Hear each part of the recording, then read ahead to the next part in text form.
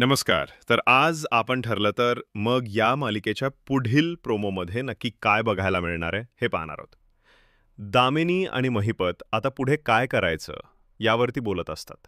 महिपत दामिनीला म्हणतो, "देशमुखबाई, काल तुम्ही म्हणाला, की एका फटक्यात आपण केस जिंकू पण शकतो आणि हरूसुद्धा शकतो."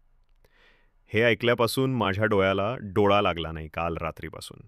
रात्रभर मी फक्त या कुशीवरून त्या कुशीवर असं करत होतो, असं महिपत दामिनीला बोलतो.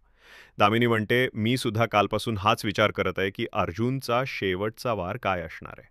असा कुठला पुरावा आहे, जो त्याने लपवून ठेवला आहे?" यावर महिपत म्हणतो, की "जर का त्याच्याकडे असं काही असेल, तर तुम्ही काय करणार आहे देशमुखबाई? मग आपण साक्षीला वाचवणार कसं?" असं महिपत तिला विचारतो.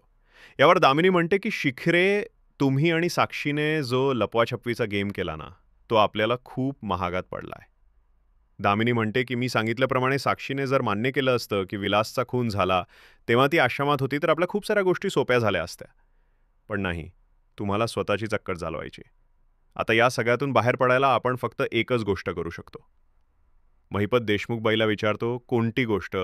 तर दामिनी देशमुख म्हणते, की "साक्षीच्या गळ्याभोवतीचा फास हा दुसऱ्या कोणाच्या तरी मानेवरती आवाळायचा आणि हे करायला आपल्याकडे एक उत्तम बळीचा बकरा आहे आपल्याकडे." महिपत म्हणतं, "कोणाच्या?" तर दामिनी म्हणते, "प्रिया उर्फ तन्वी, रविराज किल्लेदार." महिपत म्हणतो, "तिला बळीचा बकरा करायचा, मग हे नेमकं काय करायचं?"